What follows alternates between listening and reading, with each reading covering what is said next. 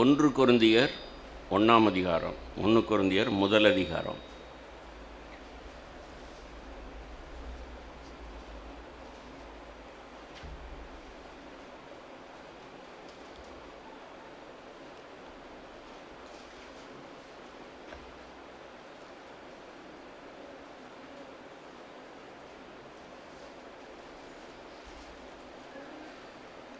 பதினெட்டாம் வசனத்திலிருந்து வாசிக்கிறேன்.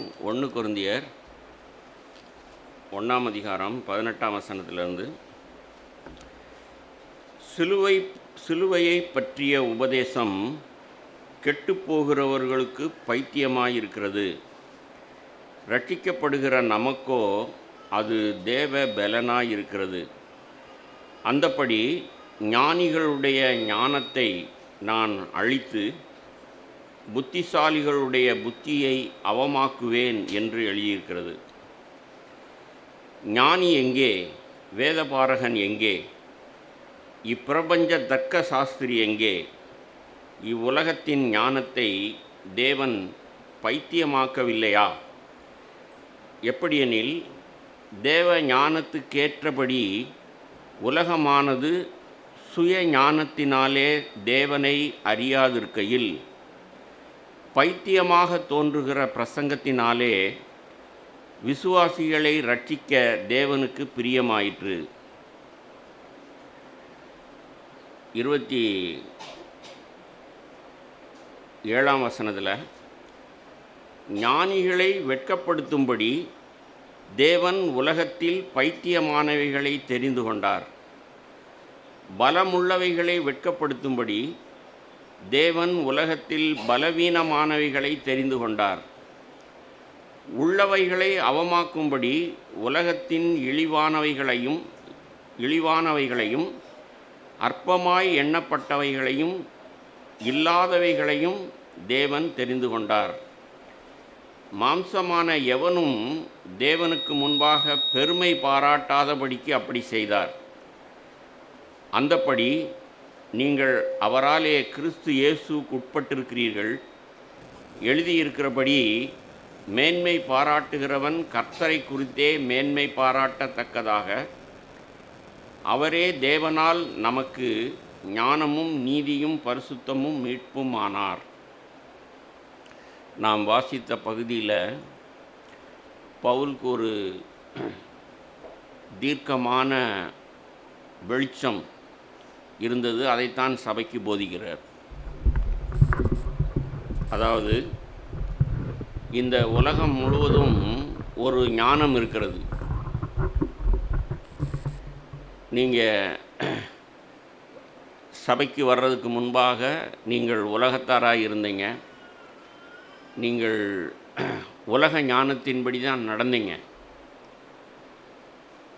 அந்த உலகம் ஞானம் ஒன்றுக்கும் பிரயோஜனம் இல்லாதது அப்படின்னு அவர் தெளிவாய் பவுல் அறிந்ததுனால, நாங்கள் தேவ ஞானத்தை போதிக்கிறோம் அப்படிங்கிறாங்க. சபையில் உட்கார்ந்திருக்கிற அநேகம் பேர் நம்மை ஞானிகள் என்று தான் நினைத்து கொண்டிருக்கிறோம். நான் தான் சபையில் உட்காந்துருக்கேனே பிரதர், அதுவும் 10 வருஷமாக 20 வருஷமாக உட்காந்துருக்கிறேனே பிரதர், இந்த வார்த்தையின்படி நான் ஞானி தானே அப்படின்னா உங்களிடத்தில் ஒரு நேர்மை இருக்கணும். நேர்மை இல்லாததுனால தான் நம்மளை நாமே பார்க்க முடியலை. நம்மளை வேத வார்த்தையில் எதை வாசித்தாலும் அதுதான் நானுன்னு முட்டாள்தனமாக நம்மை பாவித்து கொள்கிறோம். நேர்மையாக உங்களை நிதானித்து பாருங்கள். நீங்கள் இந்த பவுல் சொல்கிற வார்த்தையின்படி 21ஆம் வசனத்தில், எப்படியெனில் தேவ ஞானத்துக்கேற்றபடி உலகமானது சுய ஞானத்தினாலே தேவனை அறியாதிருக்கையில், பைத்தியமாக தோன்றுகிற பிரசங்கத்தினாலே விசுவாசிகளை ரட்சிக்க தேவனுக்கு பிரியமாயிற்று. நீங்கள் உலக ஞானிகளாகவே இருந்தீங்கன்னா, என் அனுபவத்தில் நான் பார்த்தது, நான் பார்க்குறது, நான் கற்றுக்கொண்டது, நம்ம எல்லாருமே ஒரு முறை பிறந்த பொழுது நம்மை சுற்றி ஒரு உலகம் இருக்குது, நம்மை சுற்றி ஒரு அனுபவம் இருக்குது. நம்ம யாராக இருந்தாலும் ஒரு சின்ன பிள்ளைகிட்ட கேட்டால் கூட அது 4வது படிக்கிற பிள்ளைகிட்ட போய் கேட்டால் 1வதுலேருந்து நான் எங்கெங்கெல்லாம் படித்தேன், எப்படியெல்லாம் படித்தேன் அப்படின்னு அதுக்கு ஒரு அறிவும் ஞானமும் இருக்குது. உங்களுக்கும் எனக்கும் இருக்குது. என்னைய மாதிரி 70 வயசு கிழவனுக்கும் இருக்குது, 20 வயசு வாலிபனுக்கும் இருக்குது. ஆனால் அந்த உலக ஞானம், இங்கே பவுல் என்ன சொல்கிறார்?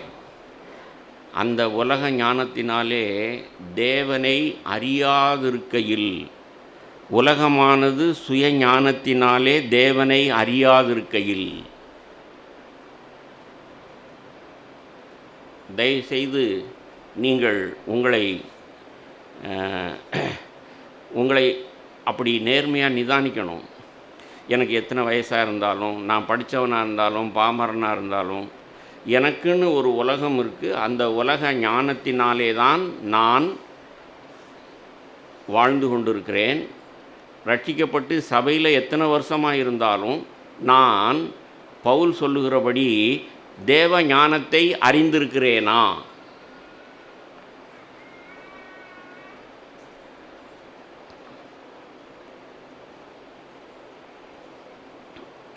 இருபத்தி 7ஆம் வசனத்தில், ஞானிகளை வெட்கப்படுத்தும்படி தேவன் உலகத்தில் பைத்தியமானவைகளை தெரிந்து கொண்டார். உங்களுக்கு தெரியுமா, நான் எதையும் அறிய வேண்டிய பிரகாரம் அறியாத முட்டாள் என்று தன்னை தாழ்த்துகிற ஒரு மனுஷனுக்கு தான் தேவ ஞானம் வெளிப்படும். ஆமென். உங்களை நீங்கள் நான் ரட்சிக்கப்பட்டிருக்கேன், நான் சபையில் இருக்கேன், நான் சீனியரு, அல்லது நான் வரம்பற்றவன், அல்லது நான் போதிக்கிறவன், நான் பாட்டில் நடத்துகிறவன் அப்படின்னு நம்மகிட்ட இருக்கிற ஏதோ ஒன்றை வைத்து நாம் நம்மை நாமே உயர்த்தினோமானால் தேவ ஞானம் வெளிப்படாது. பவுல் பேசுகிற ஞானம் உங்களுக்கு புலப்படாது. கேட்கிறதற்கு காது உள்ளவர்கள் கேட்க கடவர்கள். அடிப்படையில் நமக்கு ஒரு தாழ்மை வேணும். பவுல் அந்த தாழ்மையை குறித்து தான் இங்கே பேசுகிறார். எப்படி? 28 உள்ளவைகளை அவமாக்கும்படி உலகத்தின் இழிவானவைகளையும் அற்பமாய் எண்ணப்பட்டவைகளையும் இல்லாதவைகளையும் தேவன் தெரிந்து கொண்டார். இங்கே உட்கார்ந்துருக்கிறதுல எத்தனை பேர் என்னைய மாதிரி எம்டி படித்த டாக்டரு? பவுல் அதைத்தான் சொல்கிறாரு. நீங்கள் உட்கார்ந்துருக்கிற இடம் அல்லது உங்களுடைய எத்தனை பேர் கல்விமான்கள், எத்தனை பேர் ஐஸ்வர்யவான்கள், அல்லது எத்தனை பேர் PhD பட்டம் பெற்றவர்கள்? உங்களுக்கு தெரியுமா? என்னுடைய அனுபவத்தில் 48 வருஷ விசுவாச வாழ்க்கையில் நான் ஊழியம் செய்த எல்லா இடத்துலையும், நன்னிலம், காரைக்கால், திருத்துறைப்பூண்டி, எல்லா இடத்துலையும் பாமர மக்கள், படிப்பறிவு இல்லாதவர்கள், ஒரே ஒரு பாஷை தான் தெரியும், தமிழ். அதுவும் கூட எழுத்து கூட்டி தான் நான் வாசிக்க முடியும். அப்படிப்பட்டவர்களுக்கு பாவம் செய்யாமல் வாழ்கிற வாழ்க்கை வெற்றி வாழ்க்கை, இயேசுவை போல் பயப்படாமல் இருக்கிற வாழ்க்கை, இயேசுவை போல் கவலைப்படாமல் இருக்கிற வாழ்க்கை அவர்களுக்கு வெளிப்பட்டது. அப்படி வாழ்கிறார்கள். என் பெருமையை நான் பேசிக்கிட்டு இல்லை. இங்கே பவுல் சொல்கிறது போல், நாங்களோ சிலுவையில் அறையப்பட்ட இயேசுவை பிரசங்கிக்கிறோம். இந்த பிரபாகர் 48 வருஷமாக சிலுவையைத்தான் பிரசங்கித்து கொண்டிருக்கிறான் கிராமங்களில். இங்கே பேசுகிறது போல், இங்கே நீங்கள் உட்கார்ந்துருக்கிறதுல எத்தனை பேர்? நம்முடைய பிரச்சனையே என்னென்னா, நம்ம இங்கிட்டும் அங்கிட்டும் பார்ப்போம், உன்னை விட நான் தேவலாம் அப்படின்னு. புருஷன் மனைவியாக இருப்பீங்க, நீங்கள் ஒருவரை ஒருவர் பார்த்து உங்களை உயர்த்துவீர்கள். உன்னை விட நான் தேவலாம். நீ இப்போ கோவப்பட்ட, நீ எரிச்சல் பட்ட, பிள்ளைய முன்னாடி நீ சண்டை போட்ட, புருஷனோ மனைவியோ ஒருவரை ஒருவர், நீ லாயக்கில்லை, நான் பரிசுத்தவான். இப்படி நம்மை நாமே உயர்த்தினால் என்ன ஆகும்? இந்த வசனத்தை கேளுங்க. 29 1 கொரிந்தியர் 1:29 மாம்சமான எவனும் தேவனுக்கு முன்பாக பெருமை பாராட்டாதபடிக்கு அப்படி செய்தார். நீங்கள் எப்பெல்லாம் எதை குறித்தாவது மேன்மை பாராட்டுறீங்களோ,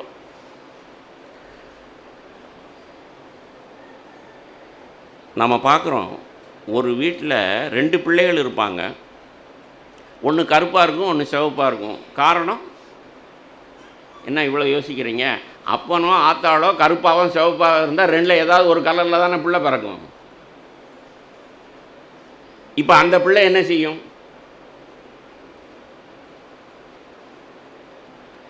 சிவப்பாக இருக்கிற பிள்ளை கருப்பாக இருக்கிற நான் எவ்வளவு அழகாக சிவப்பாக இருக்கிறேன் அப்படின்னு சொன்னால் அந்த பிள்ளையை நம்ம என்னான்னு சொல்லணும்? உன்னைய விட நான் தேவலாம்னு நினைக்கிற ஒரு பிள்ளையை என்னான்னு சொல்லணும்? பயப்படுறீங்க. நான் சொல்லுவேன் முட்டாள். இப்படி தான் சொல்லுவேன் நான். ஏன் முட்டாள்? இங்கிட்ட அங்கிட்டும் பார்த்து உன்னையே இன்னொருத்தரை விட மேன்மையாக இருக்கிறேன்னு சொல்கிற. கர்த்தரை குறித்தே ஒருவன் மேன்மை பாராட்ட கடவன்னு சொல்லியிருக்கு. பவுல் எவ்வளவு தெளிவா கொரிந்து சபைக்கு பேசுறார். மேன்மை பாராட்டுகிற எவனும் கர்த்தரை குறித்தே மேன்மை பாராட்ட கடவன். தரித்திரனாய் இருந்தாலும் ஐஸ்வர்யவானாய் இருந்தாலும் அவனை ரட்சிக்கும்படிக்கு, நித்தியத்துக்கு அவனை ஆயத்தப்படும்படிக்கு, அவனுடைய பாவங்களை மன்னித்து அவனை பரிசுத்தமாக்கி அவனை தேவ சமூகத்திலே குற்றமற்றவனாய் நிறுத்தும்படிக்கு தேவன் ஒரு ரட்சிப்பை செய்திருக்கிறார். அந்த ரட்சிப்பை கொண்டு வந்த இயேசுவையும் திரியேக தேவனையும் மட்டுமே மேன்மைப்படுத்த வேண்டும். நீயும் நானும் இப்படி இப்படி பார்த்துக்கிட்டு மேன்மை பாராட்டக்கூடாது. ஆமேன். பவுல் பேசுகிற ஞானம். நம்முடைய பிரச்சனையே ஏதோ ஒன்றை குறித்து மேன்மை பாராட்டுவோம்.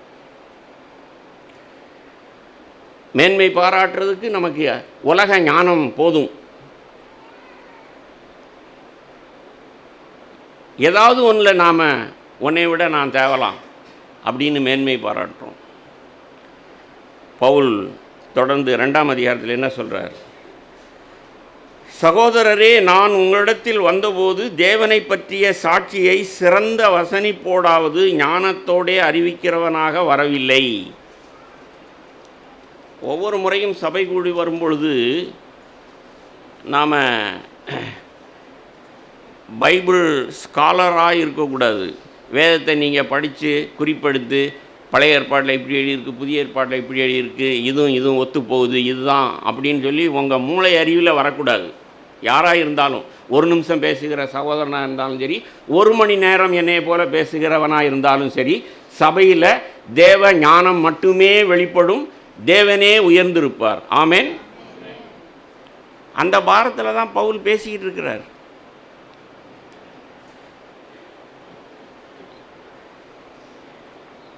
ரெண்டாம் வசனம் 1 கொரிந்தியர் 2:2 இயேசு கிறிஸ்துவை சிலுவையில் அறையப்பட்ட அவரையே அன்றி வேறு ஒன்றையும் குறித்து உங்களுக்குள்ளே அறியாதிருக்க தீர்மானித்திருந்தேன்.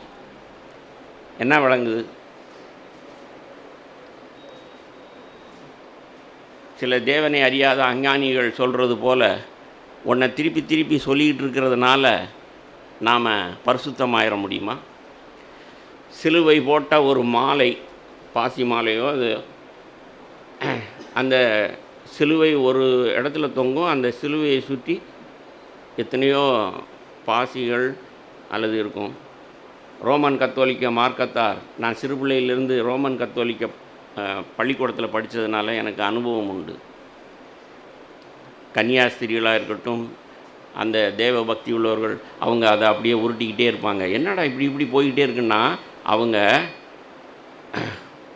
ஒவ்வொரு பாசியையும் அப்படி உருட்டி அவங்க மனசுக்குள்ள ஒரு ஸ்தோத்திரம் சொல்லுவாங்க. இப்போ பவுல் என்ன சொல்கிறார்? அவரையே அன்றி வேற ஒன்றையும், சிலுவையில் அறையப்பட்ட அவரையே அன்றி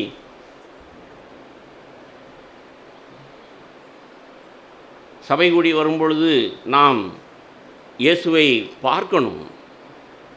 எப்படி பார்க்கணும்?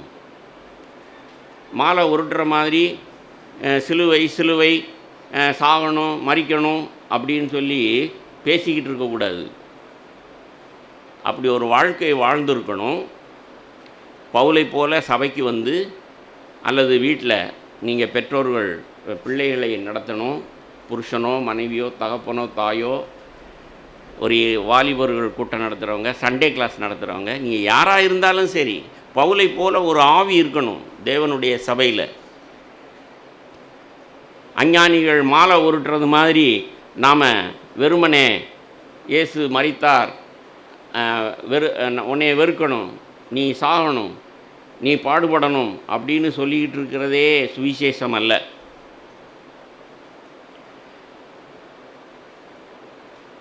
தேவ ஞானம் என்ன அப்படின்னா, அடுத்த வசனம் மூணாம் வசனத்தில், அல்லாமலும் நான் பலவீனத்தோடும் பயத்தோடும் மிகுந்த நடுக்கத்தோடும் உங்களிடத்தில் இருந்தேன்.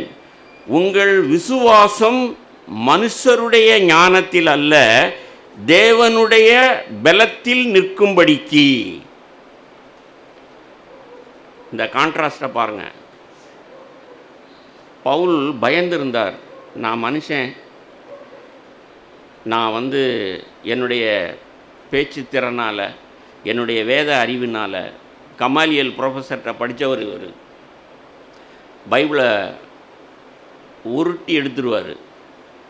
அவர் பயந்து இருந்தார் சபைக்கு வரும்போது, அதுவும் கொருந்து சபைக்கு. அங்கே ஞானிகள் எத்தனையோ பேர் இல்லை, அவ்வளவு பாவங்கள் நிறைந்த சபை அது. 1 கொரிந்தியர் 2 கொரிந்தியர் வாசித்தீங்கன்னா தெரியும் அது எவ்வளோ மோசமான சபைன்னு.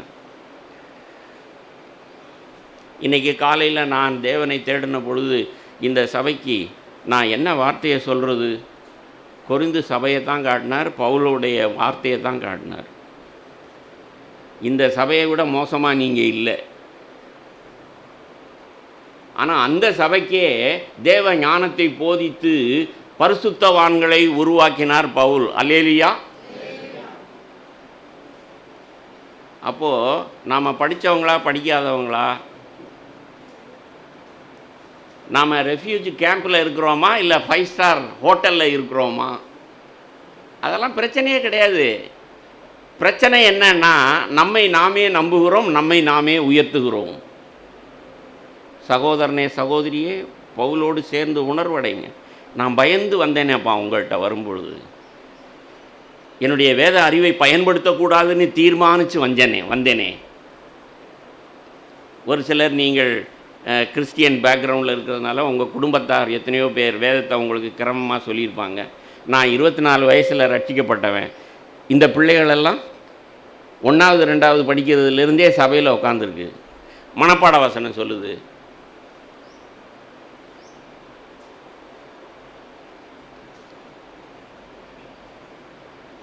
ஆனால் நான் சோர்ந்து போகிறதே இல்லை. ஆண்டவரே, என்னை ரட்சித்த நாளிலிருந்து அந்த ஆவியானவர் எனக்கு காண்பித்த அந்த உயிர்த்தெழுந்த வல்லமை. இங்கே என்ன வாசம்? உங்கள் விசுவாசம் மனுஷருடைய ஞானத்தில் அல்ல. உங்களுடைய ஞானம், உங்களுடைய மேன்மை குப்பை, அது உங்களுடைய முட்டாள்தனம், உங்களுடைய மதியீனம். நீங்கள் ஞானிகளாய் ஆகணும்னா பவுலினுடைய வார்த்தையின்படி நீங்கள் தேவ ஞானத்தால் நிரப்பப்படணும்னு சொன்னால், உங்கள் விசுவாசம் மனுஷருடைய ஞானத்தில் அல்ல, தேவனுடைய பலத்தில் நிற்கும்படிக்கு. அப்படின்னு சொன்னால், நான் பரிசுத்த ஆவியானவரால் உயிர்ப்பிக்கப்படும்படிக்கு, மரித்தோரிலிருந்து இயேசுவை உயிர்ப்பித்த வல்லமை என்னிலே கிரியை செய்து என்னை உயிர்ப்பித்தால் விசுவாசம் வரும். அல்லேலூயா. நம்முடைய சபையில் யாராக இருந்தாலும் சரி, அவங்க அசைக்கப்படுறாங்க, சோர்ந்து போகிறாங்க அப்படின்னா அவங்களுக்கு விசுவாசம் இல்லை. ஏன் விசுவாசம் இல்லை? உயிர்த்தெழுந்த வல்லமையை அவர்கள் இடங்கொடுக்கலை, ஏற்றுக்கொள்ளலை. சும்மா ஞாயிற்றுக்கிழமை சபை கூடி வரும்பொழுது ஏதோ ஒரு சில வார்த்தைகளை வாசித்து உங்களை உணர்ச்சி வசப்படுத்தி தேவன் நம்மளை எவ்வளவா நேசித்திருக்கிறார் பாருங்கள் அப்படின்னு சொல்லி உங்கள் கண்ணில் ஒரு சொட்டு கண்ணீர் வர வச்சுட்டா அது ஆராதனையும் கிடையாது, அபிஷேகமும் கிடையாது. கேட்கிறதற்கு காதுள்ளவன் கேட்க கடவன். பவுலினுடைய வார்த்தையின்படி அவரை உயிர்ப்பித்தவர் என்னையும் உயிர்ப்பித்திருக்கிறார். நான் வரும்போது பயத்தோடும் நடுக்கத்தோடும் வந்தேன். என்னுடைய வல்லமை உயிர்த்தெழுந்த இயேசுவை உயிர்ப்பித்த வல்லமை. இந்த நிச்சயம் உங்களுக்கு இல்லைன்னு சொன்னா நீங்க வெற்றி வாழ்க்கை வாழவும் மாட்டீங்க, சபையிலேயும் ஆண்டவர் இருக்க மாட்டார். கேட்கிறதற்கு காதுள்ளவர்கள் கேட்க கடவர்கள்.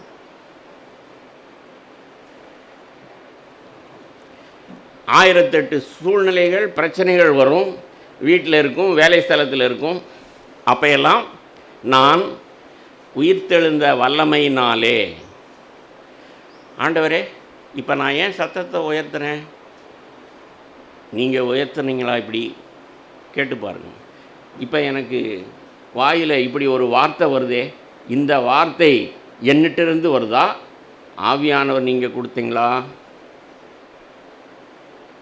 நேர்மை உண்மை நமக்கு இருக்குமானால் நாம் பேசுகிற கோபதாபமான வார்த்தைகள், சண்டைகள், எரிச்சல்கள், வாக்குவாதங்கள் எல்லாம் முற்றுப்புள்ளி வந்துடும். நம்மிடத்தில் நேர்மை இல்லை, உலக ஞானம்.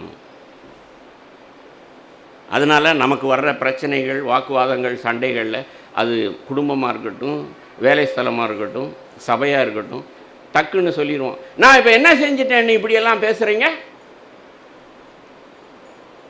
அப்போது சத்தத்துக்கு சத்தம், வார்த்தைக்கு வார்த்தை, உங்களுடைய கோபங்கள், சண்டைகள் முடிவுக்கு வரமாட்டேங்குது. நீங்கள் யார்? உலக ஞானத்தில் நடக்கிறவர்கள், உயிர்த்தெழுந்த வல்லமைக்கு இடம் கொடுக்காதவர்கள். ஒருவேளை காலையில் நீங்கள் காலை தியானத்தில் அபிஷேகம் பெற்றிருப்பீங்க, ஆனால் இப்போ நீங்கள் அந்த அபிஷேகத்தின்படி நடக்கலை. உங்கள் சுய ஞானத்தில், உங்கள் பெருமையினால், உங்கள் மாம்ச இச்சையினால் நீங்கள் பேசிக்கிட்டே இருக்கீங்க.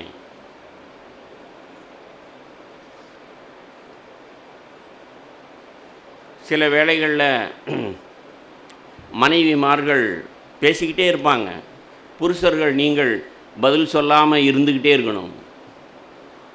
அப்படியே பதில் சொன்னாலும் யோபுவை போல பதில் சொல்லணும். இந்த ஞானம் எத்தனை புருஷர்களுக்கு இருக்குது? ஸ்திரீகள் உங்களை குற்றப்படுத்தலை, வேதத்தில் எழுதியிருக்கா இல்லையா? யோபு எப்படி இருந்தார், யோபுவனுடைய மனைவி எப்படி இருந்தாள் சொல்லுங்கள். கர்த்தர் கொடுத்தார், கர்த்தர் எடுத்தார்னு சொல்லி தேவனை ஸ்தோத்தரிக்கிற மனுஷனாக யோபு இருந்தான்ல. ஏன் யோபுவனுடைய மனைவி அப்படி இல்லை? எல்லாம் போயிடுச்சு, சிரட்டையை வச்சு சுரஞ்சிக்கிட்டு இருக்க, உன்னைய நான் சேவிச்சுக்கிட்டு இருக்கேன், இன்னும் எவ்வளோ நாளைக்கு தான் சேவிக்கிறது, செத்து தொலையேன். இதில் யார் விசுவாசி யார் அவிசுவாசி பளிச்சுன்னு வேதத்தில் எழுதியிருக்கா? ஆகையினால் புருஷர்மார்களெல்லாம் நீங்கள் யோபுக்கள் என்றோ, மனைவிமார்களெல்லாம் நீங்கள் யோபுவின் மனைவின்னோ அர்த்தம் இல்லை. நேர்மை இருக்கணும். ஒருவேளை புருஷன் அந்த பைபிளில் வாசிக்கிறது போல் அபிகாயலோட புருஷனாக இருக்கலாம், அவன் பேருக்கேற்ற முரடன். ஸ்திரீகள் ஒருவேளை உங்களை குறித்து அப்படி சொல்லலாம்.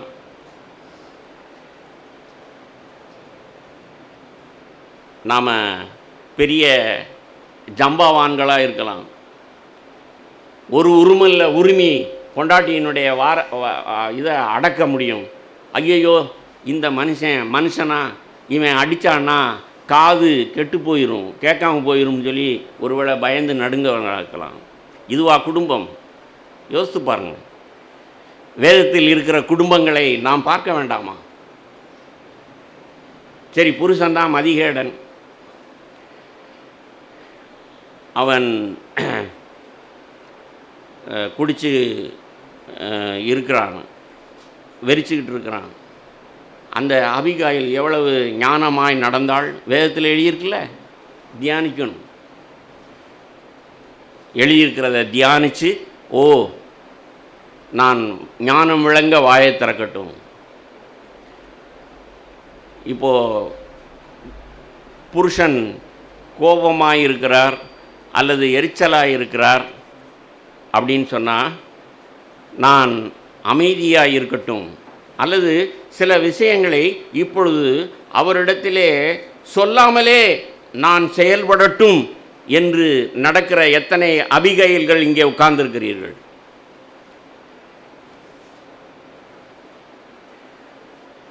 அந்த இளைஞர்கள் வந்தபொழுது அந்த அபிகைல் புருஷனிடத்தில் சொல்லாமலே அவர்களை ஆசுவாசப்படுத்துவதற்கு வேண்டிய பொருள்களை எல்லாம் எடுத்துகிட்டு போய் தாவீதினிடத்திலே ஒப்புவித்து, தாவீதையும் பாவம் செய்யாமல் தடுத்து ஞானமாய் நடந்தாள். இதெல்லாம் வேதத்தில் எழுதியிருக்கு. அப்போது தேவன் பட்சபாதம் இல்லாதவர், தாழ்மையுள்ள எவருக்கும் கிருபை கொடுப்பார். அல்லேலூயா. புருஷனாக இருக்கட்டும், மனைவியாக இருக்கட்டும், ஆளுகை செய்கிறவனாக இருக்கட்டும், ஆளுகைக்கு உட்பட்டவனாக இருக்கட்டும், படித்தவனாக இருக்கட்டும், படிக்காதவனாக இருக்கட்டும், ஐஸ்வர்யவானாக இருக்கட்டும், தரித்திரனாக இருக்கட்டும், தேவன் பட்சபாதம் இல்லாதவர். தாழ்மையாக இருக்கிற எவனுக்கும் கிருபை கொடுப்பார். அவன் இயேசுவை போல் வெற்றி வாழ்க்கை வாழ்வான். ஆமேன். இதைத்தான் பவுல் பேசினார் சபைக்கு. அவ்வளவு மோசமான சபை, ஆனால் அங்கேயும் பரிசுத்தவான்கள் எழும்பினார்கள். என்னுடைய ஊழியத்துக்கு சாட்சி அதுதான் அப்படின்னு 2 கொரிந்தியர் சொல்கிறார். சரி, இப்போது 1 கொரிந்தியர் முதல் அதிகாரத்தில் 30-31 வசனத்துக்கு வாங்க. 1 கொரிந்தியர் 1ஆம் அதிகாரம் 30-31 வசனம். அந்தப்படி நீங்கள் அவராலே கிறிஸ்து இயேசுவுக்கு உட்பட்டிருக்கிறீர்கள். எழுதியிருக்கிறபடி மேன்மை பாராட்டுகிறவன் கர்த்தரை குறித்தே மேன்மை பாராட்டத்தக்கதாக. சரி, நான் என்னை தாழ்த்திட்டேன், மேன்மை பாராட்டலை, நான் விசுவாசித்தேன்னு சொன்னால் என்ன நடக்கும்? பவுல் சொல்கிறார், அவரே தேவனால் நமக்கு ஞானமாகிறார். உங்களுக்கு தெரியுமா, தேவன் கிறிஸ்துவை இந்த உலகத்துக்கு மனுஷர்களே, தன்னைத்தான் உயர்த்துகிற முட்டாள்களே, ஞானியாய் ஒரு மனுஷனை அனுப்புகிறேன், அவனை பார்த்து பிழைத்து கொள்ளுங்கள்ங்கிறார். ஆமேன். பவுலுக்கு விளங்கின சுவிசேஷம் உங்களுக்கு விளங்கி இருக்கா? அவர்தான், இயேசுதான் நமக்கு ஞானம்.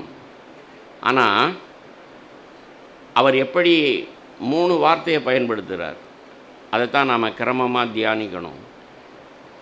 உலக ஞானம் முட்டாள்தனம், தேவனை அறியாது. உயிர்த்தெழுந்த வல்லமை விசுவாசம், அதனால் ஆவியானவருடைய கிருபையினால், ஆவியானவருடைய ஒத்தாசையினால் நாம் ரட்சிக்கப்பட முடியும், இயேசுவை போல் வாழ முடியும். அதில் 3 ஸ்டெப் இருக்குது.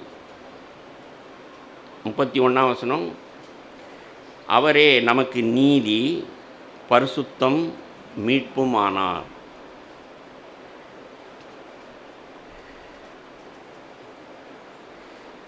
நீதி, இயேசுவை விசுவாசிக்கிறவர்கள், உயிர்த்தெழுந்த வல்லமையை விசுவாசிக்கிறவர்கள் இயேசுவை போலவே நீதிமான்களாய் வாழ முடியும். இதுதான் வேத வார்த்தை, இதுதான் அப்போஸ்தலன் பேசின வார்த்தை. அப்படியே 2 கொரிந்தியருக்கு திருப்புங்க.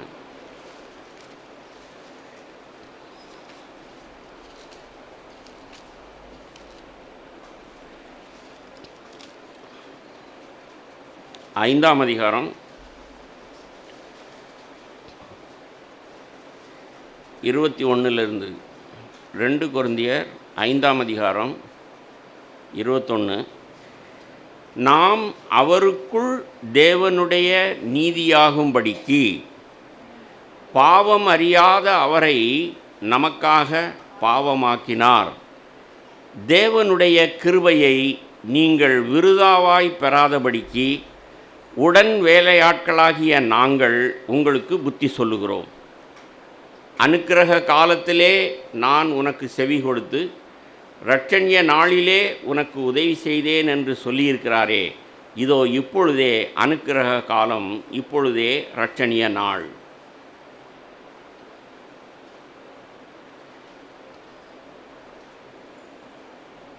அவருக்குள் 21ஆம் வசனத்தில் 5:21, 2 கொரிந்தியர் 5:21, அவருக்குள் அப்படிங்கிற அந்த ஒரு வார்த்தையில் ஆவியானவர் நமக்கு எத்தனையோ காரியங்களை வெளிப்படுத்தணும். நம்மிடத்தில் நேர்மையும் உண்மையும் இருந்தால் நம்மை நாம் ஞானிகளாக எண்ணாமல் நான் எதையுமே அறிய வேண்டிய பிரகாரம் அறியாத முட்டாள்னு தேவனிடத்தில் வந்தால் அந்த சிலுவை நமக்கு தென்படும். அந்த பவுல் சபைக்கு சொன்னது போல, சிலுவையில் அறையப்பட்ட இயேசுவை அல்லாமல் நான் ஒன்றையும் அறியாதிருக்க தீர்மானித்திருந்தேன் அப்படின்னா, அந்த சபைக்கு வரும்பொழுதெல்லாம், அந்த சபையில் பேசின பொழுதெல்லாம் பவுல் இயேசுவை படம் பிடித்து காட்டினார். அவருக்குள் என்ன நடந்தது? அவருக்குள் நமக்கு என்ன கிடைத்திருக்கிறது?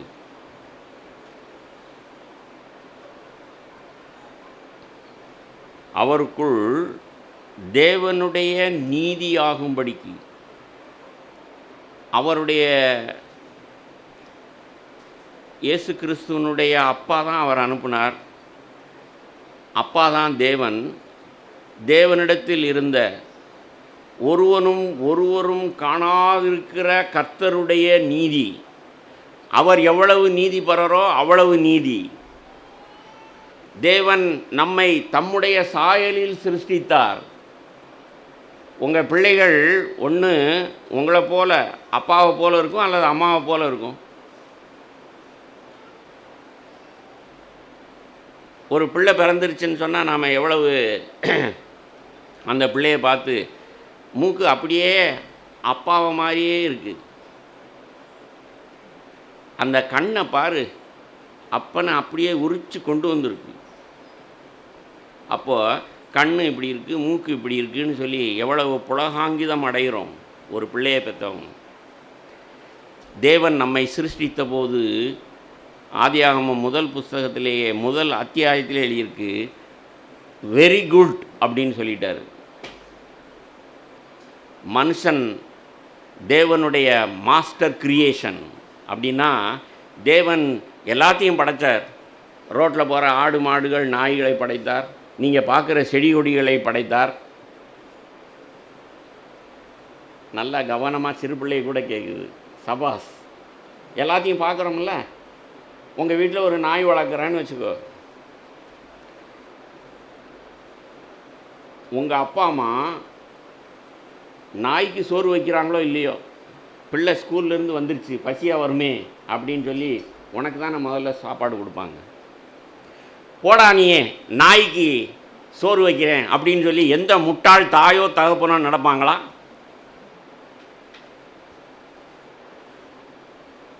பொல்லாத மனுஷர்களே நாம் பிள்ளைகளை அப்படி நேசிக்கிறோம்னு சொன்னால், நம்மை அவருடைய பிள்ளைகளாய் சிருஷ்டித்தவர் மூக்கு எப்படி இருக்குது, கண் எப்படி இருக்குதுன்னு சொல்லி நாம் நம்முடைய பிள்ளைய நேசிக்கிறது போல தம் சாயலில் தேவன் நம்மை சிருஷ்டித்தார். அவர் அப்படி சிருஷ்டித்து முடித்த பிறகு வெரி குட், சூப்பராக இருக்குது அப்படின்னு சொல்லி அந்த தன் சாயலில் தான் படைக்கப்பட்ட அந்த பிள்ளைகளை அவர் அவ்வளவாய் பார்த்து திருப்தி அடைந்தார். ஆனால் அடுத்த அதிகாரத்திலே ஒரு பெரிய விபத்து வந்துருச்சா இல்லையா?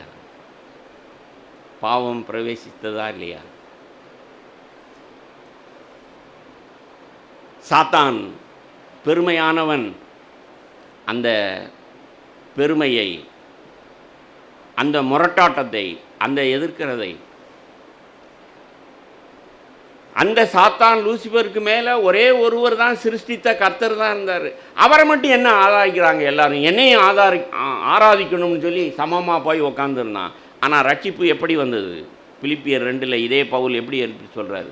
தேவனுக்கு சமமாக இருப்பதை கொள்ளையாடின பொருளாக இல்லாமல் அவர் தேவத்துவத்தின் மகிமையை, அந்த தேவ ப்ரிவிலேஜஸ் ஆஃப் காட், அந்த தேவனுடைய அந்த தன்மையை, அதிகாரத்தை, வல்லமையெல்லாம் இறக்கி வச்சுட்டு நம்மை போல சோதிக்கப்படக்கூடிய பலகீனமான மாம்சத்திலே வந்தார். அதனால தான் பவுல் சொல்கிறார், அவர் தன்னுடைய பலகீனத்து நிமித்தம்தான் சிலுவையில் அறையப்பட்டார். 2 கொரிந்தியர் கடைசி அதிகாரம். இப்போ தேவ ஞானம்னா என்ன? இயேசுவினிடத்தில் தான் பார்க்கணும். அது என்ன? அவரை பகைத்த பொழுது, முகாந்தரமில்லாமல் பகைத்த பொழுது, நீதியாய் தீர்ப்பு செய்கிற பிதாவுக்கு தன்னை ஒப்பு கொடுத்தார். அந்த சிலுவையைத்தான் பவுல் கொரிந்து சபைக்கு காட்டினார். இப்பொழுது உங்களுக்கு பிரபாகரும் உங்களுக்கு காண்பித்து கொண்டிருக்கிறார். இயேசுவை போல் பயப்படாமல் இருக்கணும்னா, இயேசுவை போல் கவலைப்படாமல் இருக்கணும்னு சொன்னால், நமக்கு இந்த கடைசி காலத்தில் எவ்வளவோ பயங்கள் ஏற்படுது. அதுவும் நாம் இப்போ என்ன ஆட்சி காலத்தில் இருக்கிறோம்? 3வது முறையும் வந்துட்டாங்க. கிறிஸ்தவர்களுக்கு விரோதமாக இனிமே எந்த நாளிலும் எப்பவும் எதுவும் நடக்கலாம். ஆகையினால என்ன செய்வோம்?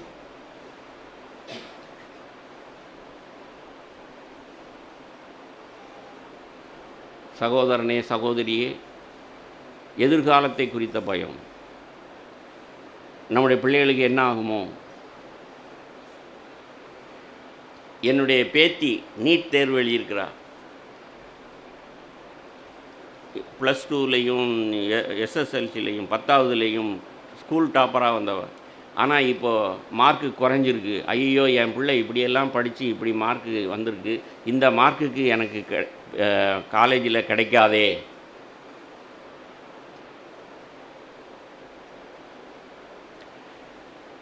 யோசித்து பாருங்கள், நமக்கு எத்தனை கவலைகள் இருக்குது. இப்போ பேப்பரில் நியூஸ் வருது, அப்படி லீக் ஆயிடுச்சு, இப்படி லீக் ஆயிடுச்சு, இப்படி முள்ளுமாறி பணம் பண்ணிட்டாங்க. அப்போது என் இருதயம், என் மகள் இருதயம், என்னுடைய பேத்தியினுடைய இருதயம், 3 பேருடைய இருதயமே என்ன செய்யுது?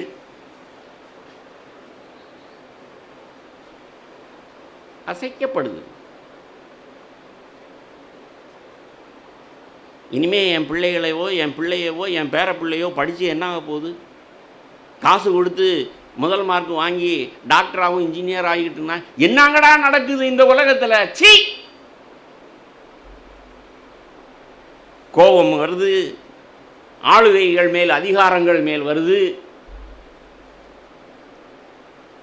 ஆனால் ஆண்டவரை பார்த்தால் அந்த கோபம், நம்முடைய எதிர்ப்பு, நம்முடைய என்ன அரசாங்கம் இது, எதுவானாலும் யாரோ எல்லாத்தையும் பார்த்து நம்முடைய ஃப்ரஸ்ட்ரேஷன், நம்முடைய அந்த கோபம், இந்த உலகத்தை குறித்த எரிச்சல், அநியாயக்காரரை குறித்து நீ எரிச்சல் அடையாதே. சங்கீதக்காரன் ஆவியில் நிறைஞ்சு எழுதி வச்சிருக்கான். நான் உணர்வடைந்து என் பிள்ளைக்கு உணர்த்தி என் பேர பிள்ளைக்கும் உணர்த்துறேன். நாம் விசுவாசிக்கணும். நாம் உயிர்த்தெழுந்த வல்லமையை விசுவாசிக்கணும். இயேசுவை உயிர்ப்பித்தவர் நம்மையும் உயிர்ப்பிப்பார் என்று விசுவாசிக்கணும். அந்த உயிர்த்தெழுந்த வல்லமை, சிலுவையில் தொங்கின அந்த இயேசுவை உயிரோடே எழுப்பினது. அவரை சாவு ஜெயிக்கவில்லை, சாவை அவர் ஜெயித்தார். அல்லேலூயா. இந்த விசுவாசம் இல்லைன்னா நீங்கள் இரத்த சாட்சியாக மறிக்க முடியாது. பாட்டு வேணா பாடலாம் சபையில், ஆனால் சூழ்நிலைகள் வரும்பொழுது உங்களுடைய விசுவாசம் அசைக்கப்பட்டு ஸ்திரப்படணும். நம்முடைய விசுவாசம் இயேசுவை உயிரோடு எழுப்பினது மாத்திரம் இல்லைங்க, வேதத்தில் எழுதியிருக்கு. பழைய ஏற்பாட்டில் திருப்புங்க, ஓசியாவின் புஸ்தகம்.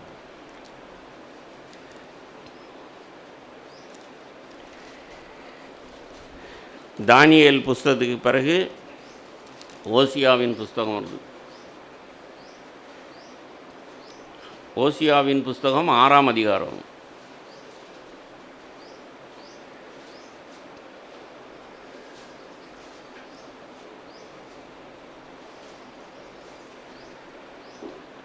கர்த்தரிடத்தில் திரும்புவோம் வாருங்கள்.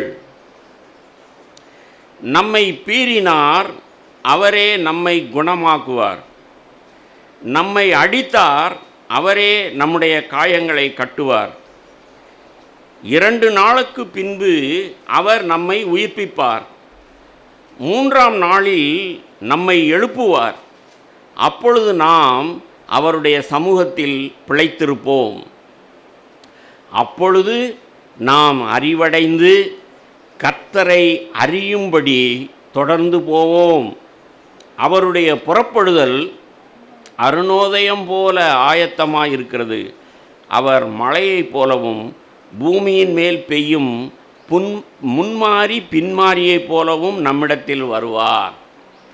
எத்தனையோ ஆயிரக்கணக்கான வருடங்களுக்கு முன்பாக ஓசியா என்கிற மைனர் ப்ராஃபட், குட்டி தீர்க்கதரிசி, நம்முடைய உயிர்த்தெழுதலை குறித்து தீர்க்க தரிசனம் சொல்லியிருக்கிறார். இயேசு உயிர்த்தெழுந்தார்னு சொல்கிறதுக்கு இந்த சின்ன பையன் போகும். ஆமாம், ஆண்டவரை சிலுவையில் அரைஞ்சாங்க, அவர் உயிரோடு வந்துட்டாரே. அதுதான் உன் விசுவாசமா சகோதரனே, சகோதரியே? இந்த வார்த்தையின்படி அவர் நம்மை அடித்தார், நம்மை காயப்படுத்தினார். ஆனால் அவரே நம்மை சாகடித்தாலும் நான் அவர் எழுந்தது போல நானும் எழுவேங்கிறதான் விசுவாசம். ஆமேன். 2ஆம் வசனத்தில் 2 நாளுக்கு பின்பு அவர் நம்மை உயிர்ப்பிப்பார்.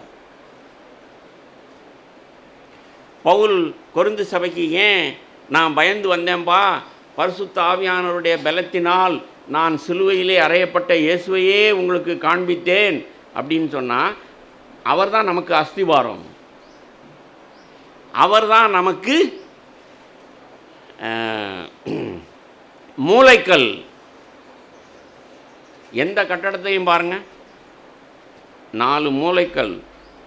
அந்த மூலைக்கல்லை கணக்கு பண்ணி இங்கிட்டும் இங்கிட்டும் மற்ற கல்லை கட்டுவாங்க.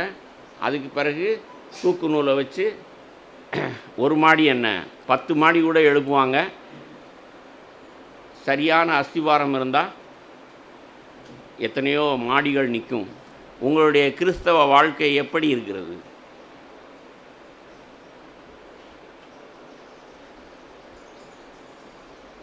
எனக்கு இதுதான் சவாலாக இருக்குது. 70 வயது 30ஆம் தேதி பிறந்த நாள் கொண்டாடிட்டாங்க. அந்த பிறந்த நாள் வாழ்த்தில் சகரியா பூனன் எனக்கு ஒரு வார்த்தையை சொல்லி, உங்களுடைய 71வது வருஷம் காலை சூரியனை போல, மார்னிங், இங்கே என்ன வாஸ்தம், அருணோதயம் போல். அருணோதயம்னா என்ன? காலையில் உதிக்கிற சூரியனை போல். அப்போது நான் உணர்வடைந்தேன், சந்தோஷப்பட்டேன். 70 வயசு முடிஞ்சிருச்சு, பத்திரமா உடம்பை பார்த்துக்கிட்டு நோய் நொடி இல்லாமல் செத்துப்போங்க அப்படின்னு வாழ்த்துறதா வாழ்த்து?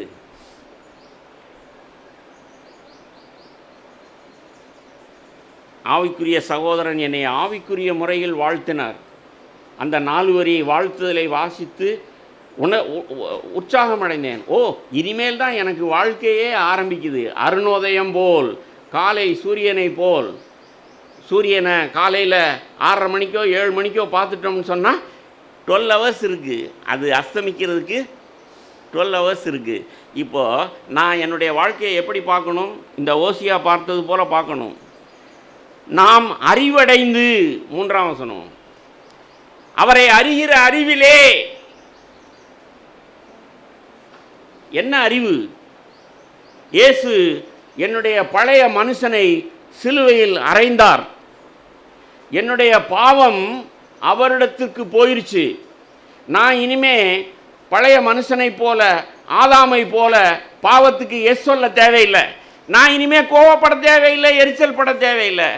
பேச்சுக்கு பேச்சு, வார்த்தைக்கு வார்த்தை சொல்ல தேவையில்லை. என்னால் அமைதியாக இருக்க முடியும். ஏனென்றால் அவருடைய வல்லமை எனக்குள்ளே இருக்கு. அதான் அர்த்தம் அவருக்குள்.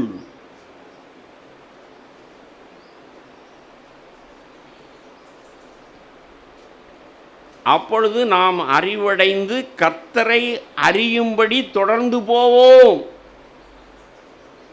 யாராய் இருந்தாலும் நம்பிக்கையை இழக்காதே சகோதரனே, சகோதரியே.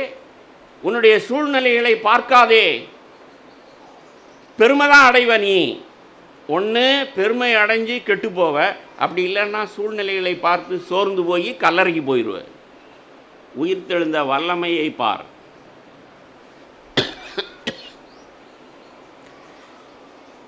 அவருடைய புறப்படுதல் அருணோதயம் போலவும் பூமியின் மேல் பெய்யும் முன்மாறி பின்மாரியை போலவும். இந்த வார்த்தையும் பைபிள் பாஷை.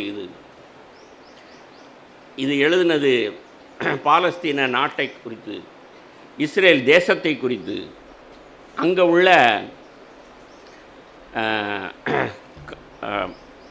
சூழ்நிலைகள் என்ன, அல்லது சீதோஷ்ண நிலை எப்படி அப்படின்னு சொன்னால், 2 மழை பெய்யும், முன்மாறி பின்மாறி. விதையை விதைச்ச உடனே முன்மாறி.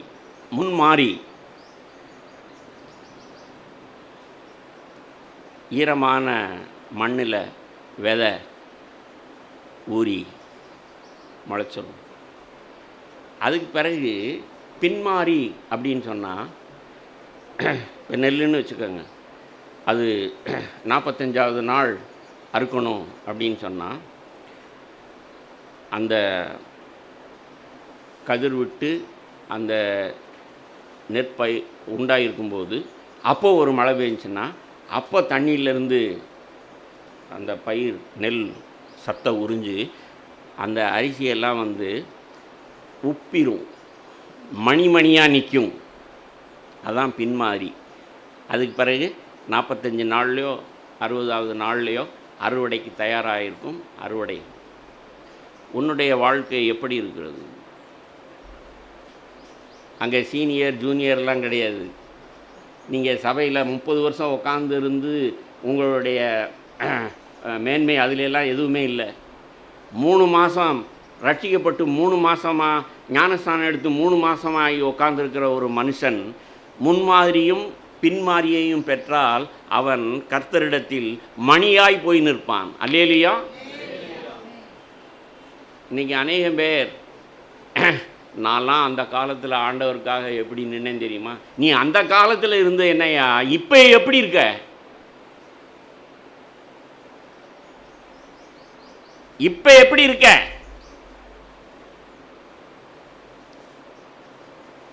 ஆவியானவர் எனக்கு அப்படி தான் கேட்டார். பிரபாகர், நீ அனுதினமும் மனம் திரும்பணும், அனுதினமும் விசுவாசிக்கணும். அப்படி விசுவாசித்தேன்னா நீ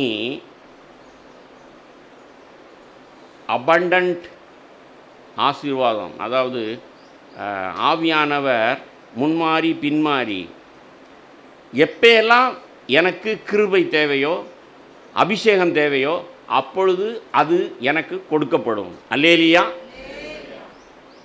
இயேசுவை போல் பயப்படாமல், இயேசுவை போல் கோபப்படாமல், இயேசுவை போல் கவலைப்படாமல், இயேசுவை போல் ஏசையா சொன்னானே, அவருடைய குரல் கூக்குரல், அவர் கூக்குரலிட்டு யாருமே கேட்கல. அப்படின்னா அவர் சண்டை, அதாவது தெருவில் நின்று யாரோடையும் சண்டை போடலை. நான் கிராமத்தில் பார்க்குறேன், தண்ணி கஷ்டம் இருக்கலாம், குழாயடியிலேயோ தண்ணி இறங்கின இடனையா அங்கே கூச்சல் குழப்பம் இல்லாமல் எங்காவது ஒரு கிராமத்தையோ ஒரு பட்டணத்தையோ பார்க்குறீங்களா? யோசித்து பாருங்கள். இதெல்லாம் நமக்கு சவாலாக இருக்கணும். இயேசு இப்போ தண்ணி எடுத்தால் எப்படி இருக்கும்? இயேசு எவ்வளவா ஞானமாய் நடந்தார், தாகமாக இருந்தார். அந்த அந்நிய ஸ்திரியாகிய சமாரிய ஸ்திரிட்ட தாகத்துக்கு தா அப்படின்னார்.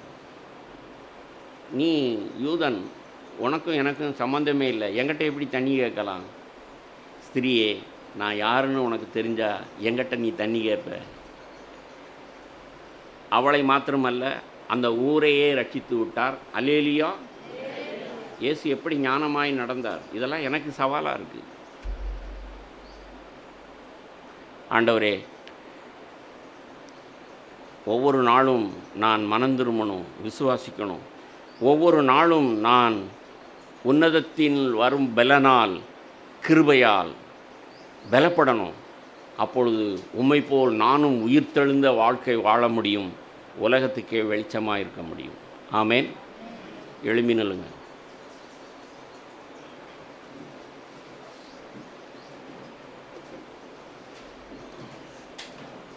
கேட்ட வார்த்தைக்கு நம்மை ஒப்பு கொடுக்கணும். அருமையான சகோதரனே, சகோதரியே, இந்த நாளிலே இந்த இடத்திலே நீ இந்த வார்த்தையை கேட்டது தேவனுடைய சித்தம்.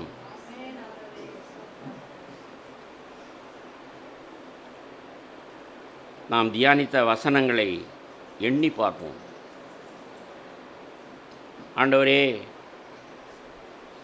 பழைய மனுஷனை, பாவத்துக்கு எஸ் சொன்ன பழைய மனுஷனை நீங்கள் அரைஞ்சிட்டீங்க ஆண்டவரே. அவருடைய நீதி, அவருடைய வெற்றி எனக்கு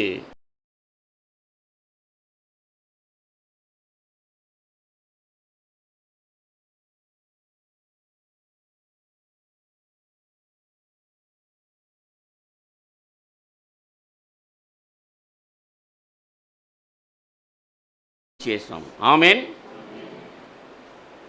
இந்த சுவிசேஷத்தை மனந்திரும்பி விசுவாசித்து ஏற்றுக்கொண்டவர்கள் நாம் இப்பொழுது நம்முடைய இருதயத்தை திருப்புவோம். ஓசியா புஸ்தகத்தில் வாசித்தது போல ஆண்டவரிடத்திலே திரும்புவோம். அவர் ஒருவேளை நம்மளை அடித்திருக்கலாம், காயப்படுத்தியிருக்கலாம், வியாதிப்படுத்தியிருக்கலாம், நம்முடைய பெருமை நிமித்தம் நம்மை அவர் சிறுமைப்படுத்தி இருக்கலாம், அவமானம் அடைந்திருக்கலாம்.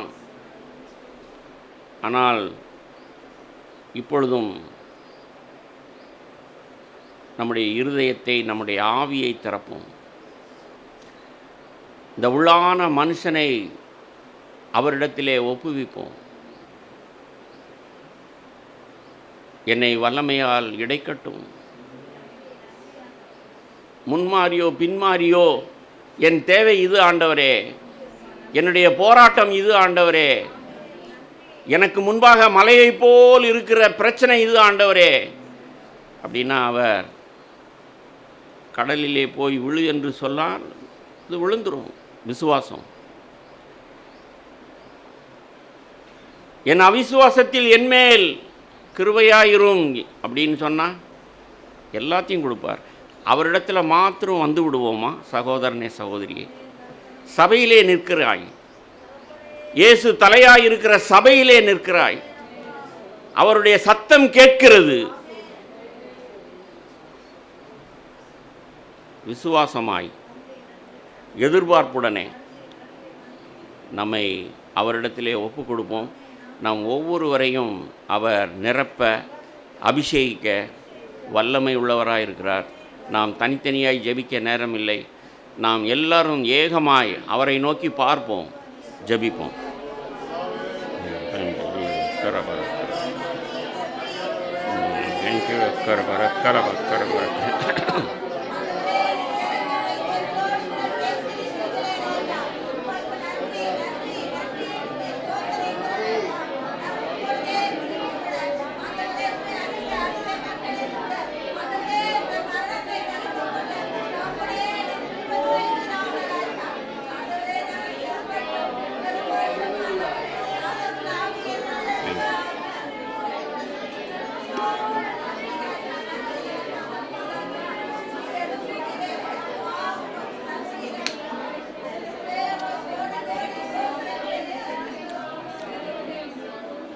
ஆமாண்டவரே, நீர் ஆளுகை செய்கிற சபைக்காக நன்றி. இதோ உம்மை நோக்கி கூப்பிட்ட ஒவ்வொருவருக்காகவும் நன்றி ஆண்டவரே. இவர்களை உள்ளும் புறமும் அறிவீர் ஆண்டவரே. நாங்கள் மண் என்று நினைவு கூறுகிறோம். எங்கள் மேல் இரக்கமாயிரும். தேவனே, உம்முடைய கிருபை இரக்கம் எங்கள் மேல் பொழிவதாக, உம்முடைய வல்லமை எங்கள் மேல் தங்குவதாக. இயேசுவின் நாமத்தில் பிதாவே, ஆமென், ஆமென்.